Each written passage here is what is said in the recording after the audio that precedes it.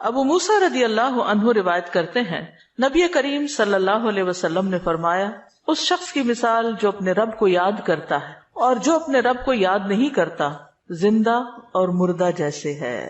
تو ذکر کو زندگی سے تشبیہ دی گئی ہے، یعنی جس طرح انسان زندگی کے ساتھ خوبصورت ہوتا ہے، یعنی اس کا ظاہر خوبصورت ہوتا ہے جب زندہ ہوتا ہے، جب مر جاتا ہے تو آپ دیکھیں میت کیسی لگتی ہے، تو اسی طرح ذکر کے ساتھ انسان کا باطن روشن ہوتا ہے اور خوبصورت ہوتا ہے. ذکر جو ہے یعنی اللہ کی یاد جو ہے اس کی کئی اقسام ہیں. قرآن، نماز، تسبیحات، علم کا سیکھنا سکھانا، یہ اس وقت ہم ذکر کی مجلس میں ہیں. پھر اسی طرح دوسروں کو امر بالمعروف کرنا، نہی عن المنکر کرنا. تو یہ جو ذکر ہے اس کی کسی بھی شکل میں یہ اللہ تعالیٰ کے نزدیک ہر چیز سے بہتر عمل ہے. نبی صلی اللہ علیہ وسلم نے فرمایا کیا میں تمہیں تمہارا بہترین عمل نہ بتاؤں جو تمہارے مالک کے نزدیک اچھا اور پاکیزہ ہے اور تمہارے درجات میں سب سے بلند ہے اور سونا چاندی کے خرچ کرنے سے بہتر ہے اور اللہ کی راہ میں جہاد کرتے ہوئے تمہارے کفار کی گردنیں مارنے اور ان کے تمہاری گردنیں مارنے سے بھی افضل ہے. صحابہ نے عرض کیا کیوں نہیں؟ آپ نے فرمایا اللہ تعالیٰ کا ذکر، چاہے آپ نماز میں کر رہے ہیں، نوافل میں کر رہے ہیں، تلاوت قرآن کے ذریعے کر رہے ہیں، تعلیم قرآن کے ذریعے کر رہے ہیں، تسبیحات کے ذریعے کر رہے ہیں، درود شریف پڑھ رہے ہیں، کسی بھی طرح کھڑے بیٹھے لیٹے چلتے پھرتے، فارمل وے میں، انفارمل وے میں، اونچے یعنی جہرن اور سرن، جس شکل میں بھی آپ اللہ کو یاد کرتے تو اس کی اتنی زیادہ فضیلت ہے، بہت افضل عمل ہے. اور اس کے برعکس کیا ہوتا ہے؟ اللہ تعالیٰ سے غافل ہو جانا، بھول جانا، اور وہ عموماً کب ہوتا ہے؟ جب ہم دنیا میں خوب محو ہو جاتے ہیں. اسی طرح رسول اللہ صلی اللہ علیہ وسلم نے فرمایا بہترین عمل یہ ہے کہ جب تم دنیا سے رخصت ہو تو تمہاری زبان اللہ کے ذکر سے تر ہو. اور یہ اسی وقت ہو سکتا ہے جب ہمیں ہر حالت میں ذکر کرنے کی عادت ہو. یعنی ذکر جو ہی چھوٹے تو ہمیں کبھی سی محسوس ہونے لگے کہ کچھ رہ گیا ہے، کچھ چھٹ گیا میرے ہاتھ سے، کچھ نکل گیا ہے، کچھ کمی سی ہے، وہ خلا، وہ خالی پن فوراً محسوس کر لے. ہم ذکر کرنے والے سب سے آگے آگے ہوں گے. رسول اللہ صلی اللہ علیہ وسلم نے فرمایا مفردون سبقت لے گئے. صحابہ نے پوچھا اللہ کے رسول مفردون کون ہے؟ آپ نے فرمایا اللہ کا بہت ذکر کرنے والے مرد اور ذکر کرنے والی عورتیں. ذکر کی حالت میں مسلسل اللہ تعالیٰ کا ساتھ ملتا ہے، اللہ کا قرب نصیب ہوتا ہے. اللہ تعالیٰ فرماتے ہیں میں اپنے بندے کے ساتھ ہوں جب تک وہ مجھے یاد کرتا ہے اور میری یاد میں اپنے دونوں ہونٹ ہلاتا ہے. پھر شیطانی حملوں سے بچاؤ کا مضبوط قلعہ ہے. یحییٰ علیہ السلام نے بنی اسرائیل کو خطاب کیا اور اس میں ایک بات یہ کہی کہ بندہ جب تک اللہ کے ذکر میں مصروف رہتا ہے تو شیطان کے حملوں سے محفوظ ایک مضبوط قلعے میں ہوتا ہے، یعنی دشمن سے بچا ہوا ہوتا ہے. پھر جنت کے باغیچے ہیں ذکر کی مجلسیں، جیسے یہ مجلس ہے. رسول اللہ صلی اللہ علیہ وسلم نے فرمایا جب تم لوگ جنت کے باغوں کے پاس سے گزرو تو کچھ کھا پی لیا کرو. صحابہ نے پوچھا جنت کے باغوں سے کیا مراد ہے؟ آپ نے فرمایا مجالس ذکر، ذکر کی مجلسیں. قیامت کے دن سب سے زیادہ قابل رشک لوگ کون ہوں گے؟ جن کے چہروں کی سفیدی دیکھنے والوں کو ڈھانپ لے گی. وہ انبیاء و شہداء نہیں ہوں گے لیکن ان کے اللہ کے قریب ہونے کی وجہ سے انبیاء و شہداء ان پہ رشک کریں گے. عرض کیا کہ اللہ کے رسول یہ کون لوگ ہوں گے جن پہ انبیاء و شہداء رشک کریں گے؟ فرمایا یہ مختلف قبیلوں کا مجموعہ ہے، مختلف قبیلوں، مختلف بیک گراؤنڈ سے آئے ہوئے لوگ ہیں جو اللہ کے ذکر پہ جمع ہوتے ہیں اور عمدہ کلام کو اس طرح چن چن کر لیتے ہیں جیسے کھجور کھانے والا عمدہ کھجوریں چن چن کے لیتا ہے. تو مجھے اس حدیث کو پڑھتے ہوئے آپ لوگوں کا خیال آتا ہے کہ علم کی مجلس میں سے جو اہم اہم نقطے ہیں وہ آپ اپنے پاس محفوظ کرتے جاتے ہیں. کچھ باتیں دل میں یاد ہیں اور کچھ قلم سے یعنی نوٹ بک میں نوٹ کرتے جا رہے ہیں. تو ایسی مجلسیں جو ہیں وہ انسان کے لیے بہت بڑی نعمت ہے. پھر ذکر نہ کرنا باعث حسرت ہے. یاد رکھیے جب میں ذکر کا لفظ بولتی ہوں نا تو ذکر کی ساری اقسام ذہن میں لایا کریں، کیونکہ ہمارے ہاں ذکر صرف اللہ ہو کرنے کا نام بن گیا ہے. ذکر کی مجلس کیا ہے؟ جس میں سارے لوگ بیٹھ کے اندھیرا کر دیں اور پھر وہ اس انداز میں ذکر کریں کہ سارے ایک نعرے کی شکل میں اور مل کے کوئی آوازیں بلند کریں. صحابہ سے ایسے کوئی طریقے منقول نہیں ہیں. وہاں صحابہ کرام نبی صلی اللہ علیہ وسلم کی مجالس میں جو بیٹھ کے علم حاصل کرتے تھے اس کو بھی ذکر کی مجلس سمجھتے تھے اور ویسے بھی اکٹھے بیٹھ کر اللہ کو یاد کرتے تھے. جیسے مسجد نبی میں ایک دفعہ آپ تشریف لے گئے، 2 جماعتیں تھی، کچھ علم سکھا رہے تھے اور کچھ بیٹھ کے ویسے ہی تسبیحات پڑھ رہے تھے اپنی اپنی. تو آپ علم والوں کے پاس گئے تو یہ بھی ذکر کی مجلس ہوتی ہے، یعنی علم کا سیکھنا سکھانا، اور بیٹھ کے تسبیح پڑھتے رہنا، ذکر کرتے رہنا، جیسے آپ حرم میں بیٹھ کے کرتے ہیں، کسی مسجد میں بیٹھے ہوتے ہیں، اس کے لیے ضروری نہیں ہوتا کہ کوئی تسبیحات کرنے کے لیے باقاعدہ لوگوں کو دعوت دے کر کوئی ایسے حلقے اکٹھے کیے جائیں۔ ذکر نہ کرنا باعث حسرت ہے۔ نبی صلی اللہ علیہ وسلم نے فرمایا جو لوگ کسی جگہ پر مجلس کریں لیکن اس میں اللہ کا ذکر نہ کریں اور نبی صلی اللہ علیہ وسلم پر درود نہ بھیجیں تو وہ ان کے لیے قیامت کے دن باعث حسرت ہوگی۔ اگرچہ وہ اجر و ثواب کی بنیاد پر جنت میں داخل ہو جائیں گے لیکن انہیں حسرت ہوگی کہ ہم نے یہ وقت کیوں گنوا دیا۔ ذکر نہ کرنے والے بدترین مخلوق ہیں، بد نصیب لوگ ہیں۔ عمرو بن عبسہ سے روایت ہے، رسول اللہ صلی اللہ علیہ وسلم نے فرمایا جب بھی سورج چڑھتا ہے اللہ عز و جل کی ہر ایک مخلوق اللہ عز و جل کی تسبیح اور حمد و ثنا بیان کرتی، یعنی صبح ہوتے ہی ساری مخلوق ذکر میں لگ جاتی، لیکن شیطان اور اولاد آدم میں سے آتا قسم کے لوگ ذکر نہیں کرتے۔ تو میں نے بنی آدم میں آتا قسم کے لوگوں کے بارے میں سوال کیا، آپ نے فرمایا بدترین مخلوق، یا فرمایا اللہ کی مخلوق میں سے بدترین لوگ، یعنی آسمان و زمین، سورج چاند ستارے درخت شجر حجر ہر چیز ذکر میں مشغول ہے سوائے ان لوگوں کے جو سو کے وقت گزار رہے ہیں یا غفلت میں پڑے ہوئے ہیں۔ حدیث نمبر 42، دو محبوب کلمات۔ عن ابی ہریرہ رضی اللہ عنہ قال قال النبی صلی اللہ علیہ وسلم کلمتان حبیبتان الی الرحمن خفیفتان علی اللسان ثقیلتان فی المیزان سبحان اللہ وبحمدہ سبحان اللہ العظیم۔ کتاب التوحید۔ ابو ہریرہ رضی اللہ عنہ روایت کرتے ہیں نبی کریم صلی اللہ علیہ وسلم نے فرمایا دو کلمے رحمان کو بہت محبوب ہیں، زبان پر بہت ہلکے ہیں لیکن قیامت کے دن ترازو میں بہت بھاری ہوں گے۔ سبحان اللہ و بحمدہ سبحان اللہ العظیم۔ اللہ اپنی حمد کے ساتھ پاک ہے، اللہ پاک ہے جو بہت عظمت والا ہے۔ تو جیسے ہم جانتے ہیں کہ نفلی عبادت میں افضل عمل اللہ کا ذکر ہے، تو یہاں پر اس ذکر کی خاص شکل بتائی گئی کہ اللہ تعالیٰ کی حمد و ثنا اور پاکی بیان کرنا۔ سبحانہ کا مطلب کیا ہوتا ہے کہ وہ پاک ہے۔ تو جس کلام میں، جس ذکر میں اللہ تعالیٰ کی پاکی بیان کی جائے، تسبیح بیان کی جائے اور حمد و ثنا بیان کی جائے، وہ اللہ تعالیٰ کا چنا ہوا کلام ہے۔ رسول اللہ صلی اللہ علیہ وسلم سے سوال کیا گیا کون سا کلام افضل ہے؟ آپ نے فرمایا جو اللہ نے اپنے فرشتوں اور بندوں کے لیے چنا۔ کیا فرمایا؟ جو اللہ نے اپنے فرشتوں اور اپنے بندوں کے لیے چنا۔ سبحان اللہ و بحمدہ، ٹھیک ہے، سبحان اللہ و بحمدہ۔ یہ تمام مخلوق کی نماز ہے، تمام مخلوق کی نماز ہے۔ نوح علیہ السلام کی وفات کا وقت جب آیا تو انہوں نے اپنے بیٹے سے فرمایا کہ میں تمہیں ایک وصیت کر رہا ہوں، دو باتوں کو کرنے کا حکم دیتا ہوں، دو باتوں سے روکتا ہوں۔ اور دو کرنے کے جو کام بتائے اس میں سے ایک لا الہ الا اللہ کا اقرار، کہ اگر ساتوں آسمان اور ساتوں زمینوں کو ترازو کے ایک پلڑے میں رکھ دیا جائے اور لا الہ الا اللہ کو دوسرے پلڑے میں، تو لا الہ الا اللہ والا پلڑا جھک جائے گا، اور اگر ساتوں آسمان اور ساتوں زمینیں ایک بند کڑے کی شکل اختیار کر لیں تو لا الہ الا اللہ اس کو بھی توڑ دے گا۔ اتنی طاقت ہے اس کلام کے اندر۔ اور دوسرا یہ کہ سبحان اللہ و بحمدہ کا ورد کرتے رہنا، کیونکہ یہ ہر چیز کی نماز ہے اور اس کے ذریعے مخلوق کو رزق ملتا ہے۔ اور میں تمہیں شرک اور تکبر سے منع کرتا ہوں، یہ دو منع کرنے والی چیز۔ اسی طرح ان کلمات کو اگر کوئی 100 دفعہ دن میں پڑھے تو اس کے گناہ مٹ جاتے ہیں، گناہ جھڑ جاتے ہیں، چاہے سمندر کی جھاگ کے برابر ہی کیوں نہ ہو۔ پھر اسی طرح ایک اور حدیث میں آتا ہے سنن ترمذی کی، جو شخص سبحان اللہ العظیم و بحمدہ کہتا ہے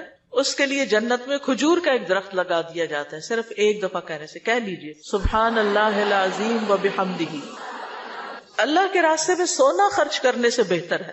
رسول اللہ صلی اللہ علیہ وسلم نے فرمایا جو رات سے خوف کھائے، اکیلا ہونے کی وجہ سے یا ویسے اس کو اندھیرے کا فوبیا ہو، کہ جو رات سے خوف کھائے کہ وہ اس کو پریشان کرے گی، یا مال خرچ کرنے سے بخل کرے کہ دینے کو دل نہ چاہے، یا دشمن سے مقابلہ کرنے سے ڈرے، تو وہ اس قول کی کثرت کر دے سبحان اللہ و بحمدہ، سبحان اللہ و بحمدہ، کیونکہ یہ اللہ کے نزدیک سونے کا پہاڑ اللہ کے راستے میں خرچ کرنے سے زیادہ محبوب ہے۔ ہم میں سے کس کی وسعت ہے کہ سونے کا پہاڑ اللہ کے راستے میں خرچ کرے؟ نہیں کر سکتے۔ تو اس لیے اس کلمے کو ہی زیادہ سے زیادہ پڑھ لینا چاہیے۔ اسی طرح سبحان اللہ، لا الہ الا اللہ، الحمدللہ، یہ کلمات عرش کے ارد گرد چکر لگاتے ہیں اور ان کی بھنبھناہٹ ہوتی، شہد کی مکھیوں کی بھنبھناہٹ کی طرح، اور وہ اپنے ذکر کرنے والے کی اللہ کے ہاں یاد دلاتے ہیں۔ تو آپ نے فرمایا کیا تم میں سے کوئی یہ پسند نہیں کرتا کہ اس کے لیے کوئی ایسا ہو جو ہمیشہ اللہ کے ہاں اس کی یاد دلائی جاتے رہے، یعنی کوئی ایسا طریقہ ہو کہ ہمیشہ عرش کے ارد گرد آپ کا ذکر ہوتا رہے. قیامت کے دن بھی یہ انسان کا بچاؤ کریں گے، یعنی جہنم سے بچانے کے لیے سبحان اللہ والحمد للہ ولا الہ الا اللہ واللہ اکبر. پھر اہل جنت کا ذکر کیا ہوگا؟ ان کے سانس کے ساتھ ان کو تسبیح و تحمید سکھا دی جائے گی کہ بولنا بھی نہیں پڑے گا، سانس لیں گے اور سانس کے ساتھ اللہ کا ذکر جاری ہو جائے گا. یہ جو احادیثوں نے بیان کی، یہ آپ کے پاس کارڈ ہونا چاہیے تسبیحات کی فضیلت والا، اس میں لکھی ہوئی ہے، دوسروں کے ساتھ بھی شیئر کریں اور خاص طور پہ بچوں کو ذکر کرنا سکھائیں. ان کے اندر بھی ایک کامنس آتی، ایک سکینت آتی ہے. ہم بعض اوقات یہ سوچتے ہیں یہ تو بچے ہی ہیں، ابتدائی عمر سے، چھوٹی عمر سے کہ چلو یہ پڑھو، انگلیوں پہ گنتے ہیں، اچھا تم نے کتنی دفعہ پڑھ لی، کتنے جنت میں درخت لگائے، تو آہستہ آہستہ ان کو عادت ہو جاتی. پھر ذکر کی ایک قسم اللہ کے نام پڑھنا، اللہ کے نام یاد کرنا. عن ابی ہریرہ ان رسول اللہ صلی اللہ علیہ وسلم قال ان للہ 99 اسما 100 الا واحدا من احصاها دخل الجنہ. کتاب التوحید. ابو ہریرہ رضی اللہ عنہ سے روایت ہے کہ رسول اللہ صلی اللہ علیہ وسلم نے فرمایا، بے شک اللہ کے 99 نام ہیں، 99، ایک کم 100. جو شخص ان سب کو محفوظ رکھے گا، یاد کر لے گا، وہ جنت میں داخل ہوگا. من احصاها، تو احصاء سے مراد ان کو گننا، ان کے معنی پہچاننا، ان کے تقاضے کے مطابق عمل کرنا. خالی لکھ کے یا جمع کر کے یاد کر لیا جائے اور مطلب ہی نہ پتا ہو اور اس کے مطابق عمل نہ ہو تو پھر یہ وعدہ نہیں پورا ہوتا. احصاء میں ہر چیز کا جمع ہو جانا ہے، یعنی اللہ تعالیٰ کے ناموں کی حدود کی حفاظت کرنا، ان کو پہچاننا، ان کا معنی جاننا، ان کی فضیلت جاننا، کہاں پڑھنا ہے. امام ابن قیم کہتے ہیں کہ اللہ کے اسماء کو گن کر محفوظ کرنے کے کچھ مراتب ہیں. بندہ جب ان ناموں کو یاد کر لیتا ہے تو وہ جنت میں داخل ہو جاتا ہے اور یہی اس کی سعادت اور نجات اور فلاح کا مرکز ہے. وہ کہتے ہیں پہلا مرتبہ ان کے الفاظ کو گننا اور شمار کرنا، دوسرا مرتبہ ان کے معنی اور مدلول کو سمجھنا، تیسرا مرتبہ ان کے ساتھ دعا مانگنا. قرآن میں آتا نا وَلِلَّهِ الْأَسْمَاءُ الْحُسْنَى فَادْعُوهُ بِهَا، اور اللہ ہی کے لیے ہیں اچھے اچھے نام، بس تم اس کو ان کے ساتھ پکارو، اللہ کے نام لے کے. جیسے یا حی یا قیوم، یا اللہ، یا رب، یا رحمان، یا رحیم، یا کریم، یا ذی الجلال والاکرام، اور باقی بھی اسی طرح. پھر ہے دعا مانگنے کے 2 مرتبے ہیں. نمبر 1 دعا العبادہ، یعنی اللہ کی تعریف ان ناموں کے ساتھ کرنا. ہمارا رب رحیم ہے، کریم ہے، تو یہ تعریف عبادت کی دعا ہوتی ہے، دعا العبادہ کہتے ہیں اس کو. اور دوسرا ہے دعا المسئلہ، طلب اور مانگنے کی دعا، کہ ان ناموں کے ساتھ پکار کے اللہ کو پھر سوال کرنا. اور اسماء حسنہ کے ساتھ یہ نہیں کہ اپنی طرف سے اللہ تعالیٰ کا کوئی نام بنا کے اور پھر اس سے دعا کرنا، یا موجود، یا ذات، یا شیء، اس طرح کی باتیں نہیں، بلکہ اللہ کے جو پراپر نام قرآن و سنت سے ثابت ہیں ان کے ساتھ دعا مانگنا. تو یاد رکھیے کہ اللہ کی پہچان یہ علم کا پہلا مرتبہ ہے. سب سے پہلے جس کو جاننا چاہیے، جس کے بارے میں ہمیں معلوم ہونا چاہیے کہ وہ کون ہے، وہ اللہ رب العزت. فَاعْلَمْ أَنَّهُ لَا إِلَهَ إِلَّا هُوَ، جان لو کہ اللہ کے سوا کوئی الہ نہیں. یہ علم ہر ایک پر فرض ہے کہ ہمارا خالق کون ہے، ہمارا مالک کون ہے، ہمارا رازق کون ہے، ہمارا معبود کون ہے، ہماری مشکل کشا کون ہے، ہمارا حاجت روا کون ہے، اور جو بھی اللہ تعالیٰ کے باقی نام ہے، پہچان. یہ علم تمام علوم سے افضل ہے، کیونکہ جب ایک انسان، کوئی بچہ، بوڑھا، جوان اللہ تعالیٰ کو جان لیتا ہے نا، تب ہی اس کی زندگی درست ہوتی، تبھی اس کو واقعی ہدایت ملتی، تبھی وہ اللہ کے لیے سب کچھ کرتا ہے، تبھی اس کے اندر تقویٰ پیدا ہوتا ہے، تبھی وہ حلال حرام کی تمیز کرتا ہے. کیونکہ یہ سب کچھ کرنا اس کے لیے اللہ نے اپنی عبادت کے لیے پیدا کیا، اور اگر ہم اللہ ہی کو نہیں پہچانتے تو عبادت کس کی کر رہے ہیں؟ تو پہلا کام اللہ کی پہچان ہے، اللہ کی معرفت، خود بھی اور اپنی آل اولاد کو بھی اور اپنے آس پاس کے لوگوں. اور اللہ کی پہچان کے لیے اللہ کے ناموں کا علم حاصل کرنا ضروری. پھر اس سے ایمان میں بھی اضافہ ہوتا ہے. جتنا جتنا آپ اللہ کو زیادہ جانتے چلے جاتے ہیں اتنا اتنا آپ کا ایمان بڑھتا ہے. اسی لیے اس کو اشرف العلوم کہا گیا ہے کہ تمام علوم کا سردار ہے یہ. پھر اسی طرح اللہ تعالیٰ کے ناموں کو پڑھنے، یاد کرنے، جاننے، سمجھنے کے بارے میں کچھ اصول و قواعد ہیں. اس میں پہلی بات یہ کہ اللہ کے تمام نام توقیفی ہیں، اس میں عقل کی کوئی گنجائش نہیں، یعنی بذریعہ وحی معلوم ہوئے. ہم اپنے پسند سے اللہ کا کوئی نام نہیں رکھ سکتے. یعنی آپ یہ نہیں کہہ سکتے کہ مجھے اللہ سے بڑی محبت ہے تو میرا دل چاہتا ہے میں اللہ تعالیٰ کا یہ نام رکھ دوں, خود سے کیوں رکھ دوں, یہ نہیں کر سکتے آپ. ٹھیک ہے, کسی انسان کو, کسی بشر کو, کسی جن کو, کسی فرشتے کو یہ اختیار نہیں کہ وہ اپنی مرضی پسند سے اللہ کا کوئی نام رکھ دے اور اس سے اس کو پکارنا شروع کر دے, اور اس کی لاجک صرف یہ دے کہ یہ تو محبت کی بات ہے اور میں محبت سے یوں پکارتی ہوں اللہ کو. نہیں, اس کی اجازت نہیں, کیونکہ جتنا اللہ تعالیٰ خود اپنے آپ کو جانتا ہے ہم نہیں جانتے, اور جتنا اس نے چاہا ہمیں اپنے بارے میں علم دیا, اور وہ علم بھی نبی صلی اللہ علیہ وسلم کے ذریعے ہم تک پہنچا ہے, تو اس کو حاصل کرنے کی کوشش کریں. پھر اسی طرح دوسری بات یہ کہ اس بارے میں کتاب و سنت سے آگے نہ بڑھیں. عقل, رائے, خواہش.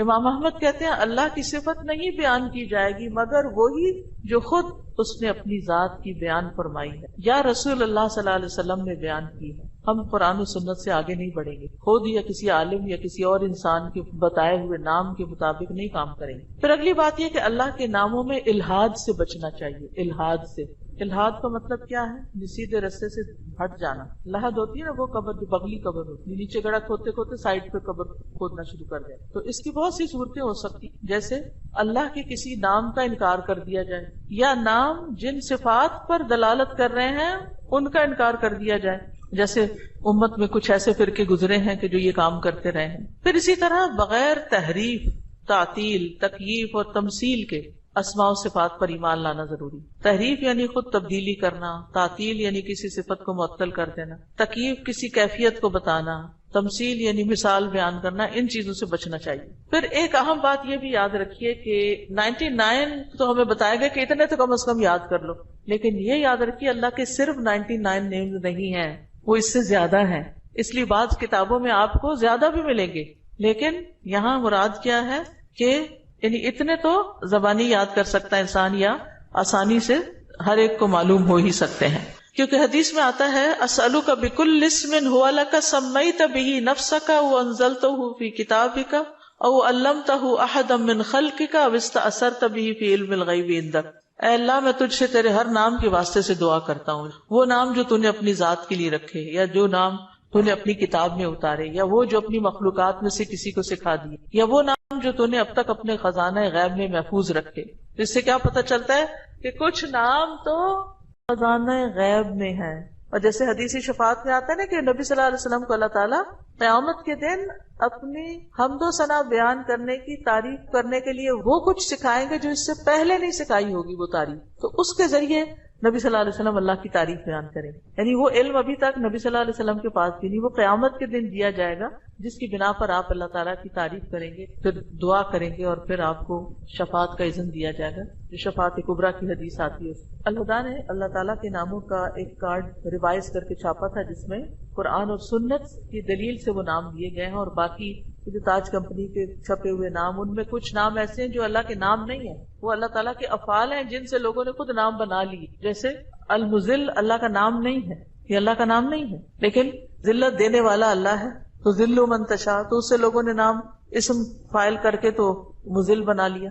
تو یہ نام نکال دینے چاہیے, ٹھیک ہے, کیونکہ یہ قرآن و سنت سے نہیں ملتے. تو کچھ اللہ تعالیٰ کے نام ہیں, صفات ہیں, اور کچھ افعال بھی ہیں کہ اللہ تعالیٰ کیا کیا کرتا ہے. تو قرآن سے ہمیں وہ بھی پتہ چلتا ہے کہ اللہ تعالیٰ کیا کرتا ہے, اسے زندگی دیتا ہے, موت دیتا ہے, رزق دیتا ہے, وغیرہ وغیرہ. حدیث نمبر 44, پورے یقین کے ساتھ دعا کرنا. دعا بھی ذکری کی ایک قسم ہے. ان انس قال قال رسول اللہ صلی اللہ علیہ وسلم اذا دعوتم اللہ فاعزموا فی الدعاء ولا یقولن احدکم ان شئت فاعتنی فان اللہ لا مستکرہ لہ. انس رضی اللہ عنہ روایت کرتے ہیں کہ رسول اللہ صلی اللہ علیہ وسلم نے فرمایا, جب تم اللہ کو پکارو تو پکارنے میں عزم رکھو, یعنی اچھی طرح پکارو, اور تم میں سے ہرگز کوئی یوں نہ کہے کہ اگر تو مجھے چاہے تو عطا کر دے, چاہے تو نہ کرے. یعنی لکھا ہوا نہیں یہاں, لیکن مطلب یہی بنتا ہے, کیونکہ اللہ کو کوئی بھی مجبور نہیں کر سکتا. ٹھیک ہے, تو یہاں دعا مانگنے کا ادب سکھایا گیا ہے کہ دعا پورے یقین کے ساتھ مانگنی چاہیے. یا اللہ تو دے سکتا ہے, تو مجھے عطا کر. یہ نہ کہے تو چاہے تو عطا کر, وہ تو دینے پہ قادر ہے, اس سے پورے یقین اور عزم کے ساتھ دعا کریں. اسی طرح دعا مانگنے کے کچھ اور آداب بھی ہیں. مسئلہ یہ ہے کہ غافل دل سے دعا نہ کریں, کیونکہ اللہ تعالیٰ بے پرواہ دل کی دعا قبول نہیں کرتا.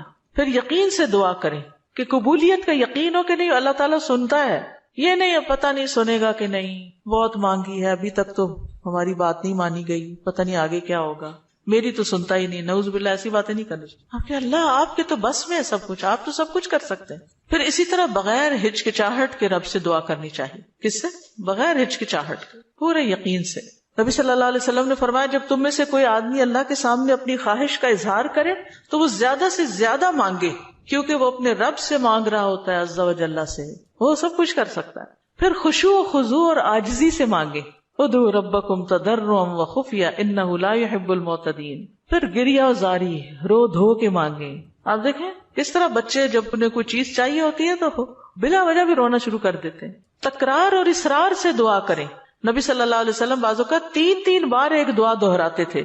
آپ نے فرمایا جس شخص نے 3 بار اللہ سے جنت مانگی تو جنت کہتی ہے اللہ اسے جنت میں داخل کر دے، اور جو شخص 3 مرتبہ آگ سے پناہ مانگے تو دوزخ کہتی ہے اللہ اس کو آگ سے پناہ دے دے. پھر دعا میں جلد بازی نہ کریں.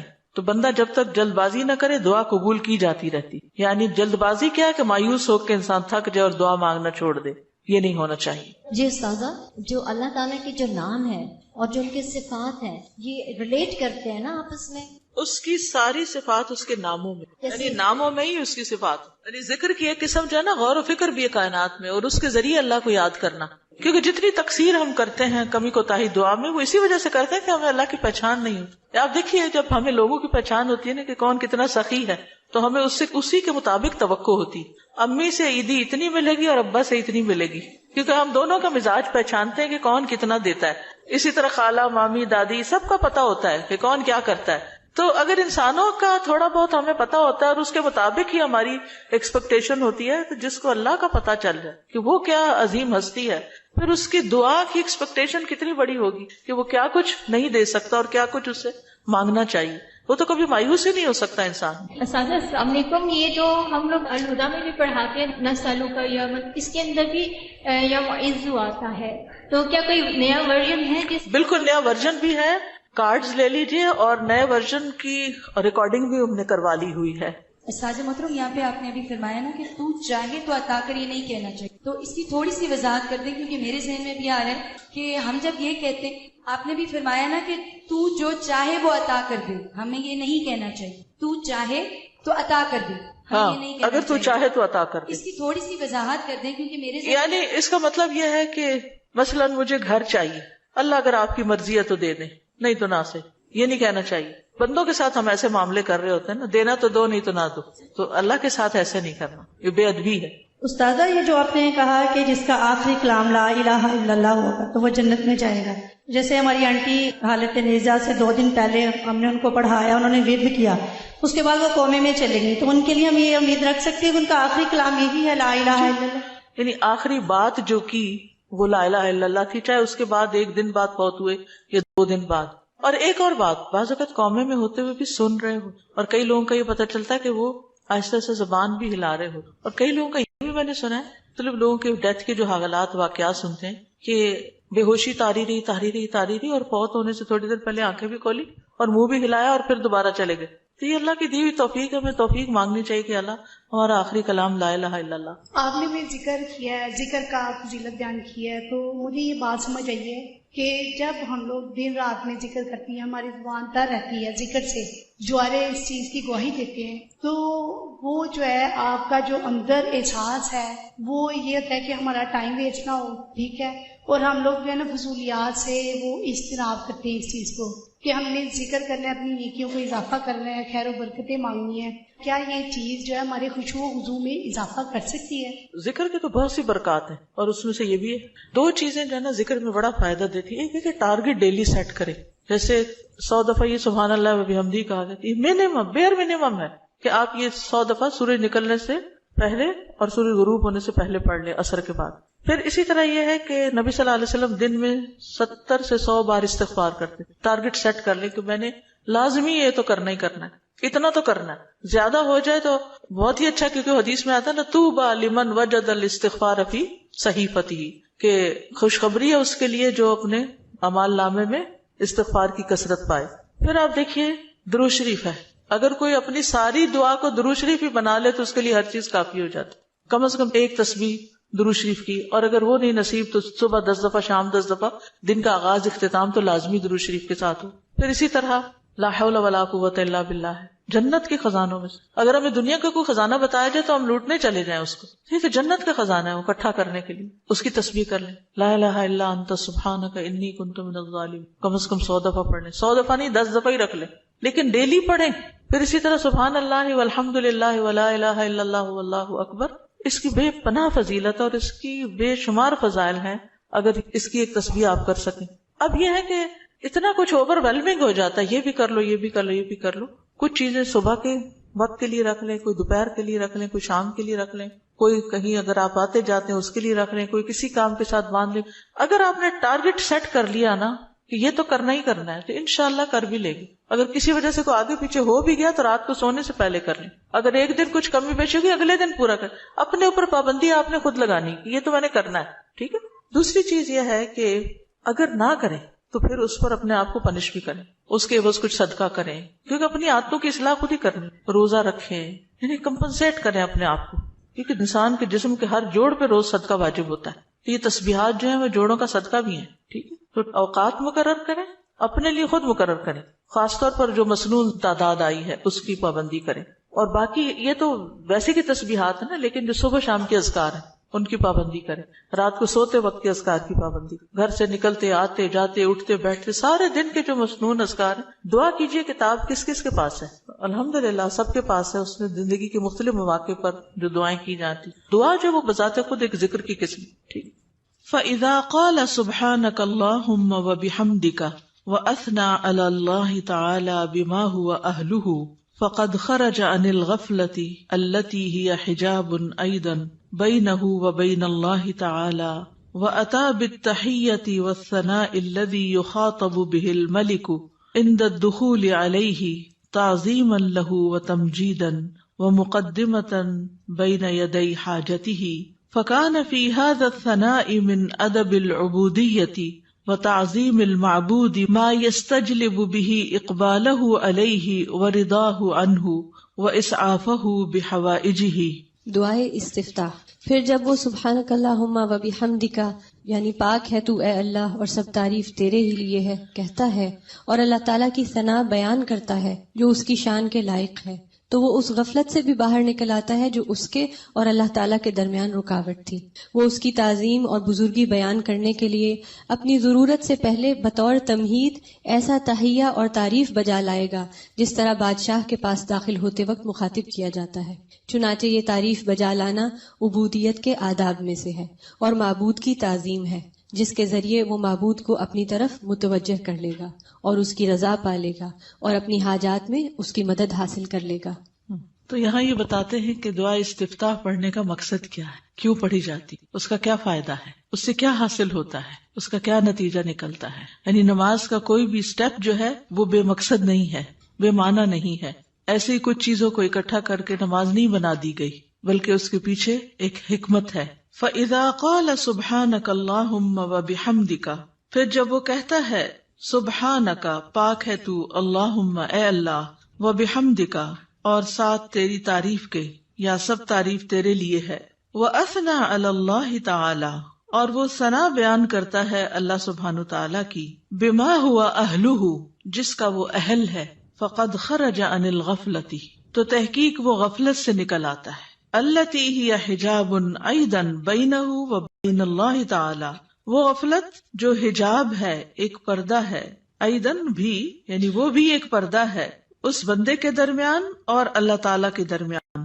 یعنی تعریف شروع کرتے ہی انسان غفلت سے باہر آ جاتا ہے. وَأَتَى بِالتَّحِيَّةِ وَالثَّنَاءِ اور وہ پیش کرتا ہے تحیہ سلام اور ثنا تعریف، الذی وہ جو یخاطب بہ الملک جس سے بادشاہ کو خطاب کیا جاتا ہے. یعنی کسی دنیاوی بادشاہ کے پاس بھی انسان جب حاضر ہوتا ہے اس کے دربار میں تو سب سے پہلے اس کی تعریف کرتا ہے. عند الدخول علیہ اس کے پاس داخل ہونے کے وقت، تعظیما لہ و تمجیدا اس کی تعظیم کرتے ہوئے اور اس کی بزرگی بیان کرتے ہوئے، ومقدمتا بین یدی حاجتہ اور اپنی حاجت پیش کرنے سے پہلے تمہید کے طور پر، مقدمہ تمہید یعنی مقدمے کے طور پر، فکان فی ھذا الثناء، تو یہ تعریف جو ہے اس میں، من ادب العبودیتی، یہ عبودیت کے آداب یا مینرز میں سے ہے، وتعظیم المعبودی، اور معبود کی تعظیم ہے، یعنی یہ اللہ سبحانہ تعالیٰ کی تعظیم کے لیے ہم ثنا پڑھتے ہیں شروع میں، سبحانک اللہم وبحمدک وتبارک اسمک وغیرہ، ما یستجلب بہ اقبالہ علیہ، جس کے ذریعے وہ کھینچ لاتا ہے یا متوجہ کر لیتا ہے اللہ سبحانہ تعالیٰ کی توجہ اپنی طرف، اقبالہ علیہ، اس کی توجہ اپنی طرف، ورضاہ عنہ، اور اس کی رضا، واسعافہ بحوائجہ، اور اس کی مدد کرنا۔ اسعاف آپ نے دیکھا ہوگا فرسٹ ایڈ کی جو ایمبولینسز ہوتی ہیں ان کے اوپر لکھا ہوتا ہے، یعنی فوری مدد طلب کرنا، بحوائجہ، اپنی حاجات میں۔ تو یہ تعریف انسان کے لیے بہت فائدہ مند ثابت ہوتی ہے۔ کیا کیا فائدے اس میں بتائے گئے ہیں؟ نمبر 1، انسان غفلت سے نکل آتا ہے، ٹھیک ہے، خرج عن الغفلۃ التی ہی حجاب ایضا بینہ و بین اللہ تعالی۔ دوسری بات کیا ہے کہ وہ ملاقات سے پہلے یا ابتدا میں، جیسے کسی بھی بادشاہ کے پاس جانے کا ایک ادب، ایک پروٹوکول ہوتا ہے، تو یہاں بندہ تحیہ اور ثنا سے کام لیتا ہے، اور اس سے کیا فائدہ ہوتا ہے کہ ایک تو جو ہمارے اوپر ادب آداب کا حق ہے وہ ادا ہوتا ہے، دوسری طرف یہ کہ معبود کی تعظیم ہوتی ہے، معبود یا رب ہماری طرف متوجہ ہوتا ہے، وہ راضی ہوتا ہے، اور بندے کی مدد کرنے میں وہ جلدی کرتا ہے۔ تو یہ فائدے ہیں دراصل ثنا پڑھنے کے۔ حقیقت یہ ہے کہ اللہ سبحانہ تعالیٰ کی ذات ہی قابل تعریف ہے۔ سورۃ ہود میں آتا ہے، انہ حمید مجید، بے شک وہ بے حد تعریف کیا گیا، بڑی شان والا ہے، یعنی اللہ سبحانہ تعالیٰ کی شان بڑی بلند ہے، تو اس کی تعریف ہونی ہی چاہیے۔ دنیا میں آپ دیکھیں کہ کسی انسان نے اگر کوئی اچیومنٹ کی ہو، کوئی بڑا کام کیا ہو، تو دور بیٹھے بھی لوگ، نہ جاننے والے بھی اس کی تعریف کرتے رہتے کہ بڑا کمال کیا اس نے، فلاں چیز ایجاد کر دی ہے، فلاں چیز بنا دی ہے، فلاں کام کیا ہے۔ تو اس بندے کو نہیں پتا ہوتا کہ کون کون اس کی تعریفیں کر رہا ہے، لیکن جب اس کی ذات سے کسی کو فائدہ پہنچتا ہے تو جس کو فائدہ پہنچتا ہے وہ خود ہی تعریف کے لیے آگے آ جاتا ہے۔ تب آپ دیکھیے کہ اللہ سبحانہ تعالیٰ کی ذات سے ہمیں کتنا فائدہ پہنچ رہا ہے اور کیا کیا کمالات ہیں۔ یعنی کسی کی بھی تعریف کرنے کی 2 بڑی وجوہات ہوتی، ایک اس کے کمالات اور دوسرا اس کی ذات سے فائدہ کتنا پہنچ۔ تو یہ دونوں چیزیں کامل درجے میں اللہ تعالیٰ کے اندر موجود ہیں۔ ہمارے پاس جو بھی کوئی نعمت ہے وہ اللہ ہی کی طرف سے ہے، اور ہر چیز میں اس کا کمال ہے، تخلیق میں اور رزق پہنچانے میں، اور جتنے بھی اس کے نام ہیں کامل صفات اور اسماء ہیں، تو اس لیے اس کی تعریف تو ہونی ہی چاہیے۔ تو نماز کے بالکل آغاز میں یہی سب سے مناسب جگہ ہے کہ جہاں تعریف ہو، اس کی حمد و ثنا ہو، کیونکہ وہ اس لائق ہے کہ اس کی حمد و ثنا کی جائے۔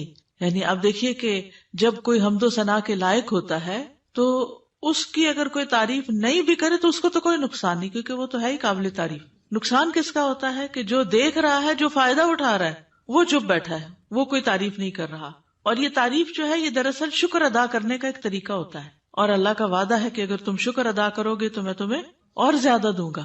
تو اس احساس کے ساتھ جب انسان اللہ کی تعریف بیان کرتا ہے تو دراصل اللہ سبحانہ تعالیٰ کو بندہ اپنے قریب پاتا ہے، اس سے کنیکشن ہو جاتا ہے اس کا، اور یہ سراسر بندے کے اپنے ہی فائدے میں۔ ہمارا تعریف کرنا اللہ تعالیٰ کی اللہ تعالیٰ کو فائدہ نہیں دیتا، یہ دراصل خود ہم ہی کو فائدہ دے رہا ہوتا ہے، کیونکہ تعریف کرنے کا بھی ایک مزہ ہوتا ہے، کیونکہ تعریف کرنے والا صرف اس وقت تعریف کر سکتا ہے جب وہ کسی خوبی کو دیکھنے کے قابل ہوتا ہے۔ یعنی اگر ہم تعریف کرتے ہیں تو اس کا مطلب یہ ہے کہ ہمارے اندر یہ صلاحیت ہے کہ ہم خوبیوں کو دیکھ پاتے ہیں۔ تو اس میں صرف ممدوح کی حمد نہیں ہوتی یا اللہ سبحانہ تعالیٰ ہی کی تعریف نہیں ہوتی، بلکہ ایسا بندہ بھی ایسے خالق کے ساتھ جب جڑتا ہے تو وہ بھی قابل تعریف ہو جاتا ہے۔ یعنی وہ بندہ بھی قابل تعریف ہو جاتا ہے جو اپنے خالق کی تعریف کرتا ہے، کیونکہ ناشکرے لوگ کسی کو بھی اچھے نہیں لگتے، پسند نہیں آتے، اور وہ لوگ جو اپنی آنکھیں ہی باندھ رکھیں اور غفلت کا شکار رہیں اور سوئے پڑے رہیں اور اللہ کی نعمتوں کو دیکھ ہی نہ سکیں یا اس سے ناراض رہیں، ایسے لوگ دراصل اپنا ہی نقصان کرتے ہیں۔ ایک حدیث سے ہمیں پتہ چلتا ہے کہ بندے اگر اللہ تعالیٰ کو دیکھ لیں تو اور بھی زیادہ اس کی تعریف کریں۔ ابھی تو بن دیکھے کرتے ہیں نا، اس کی نشانیاں دیکھ دیکھ کے،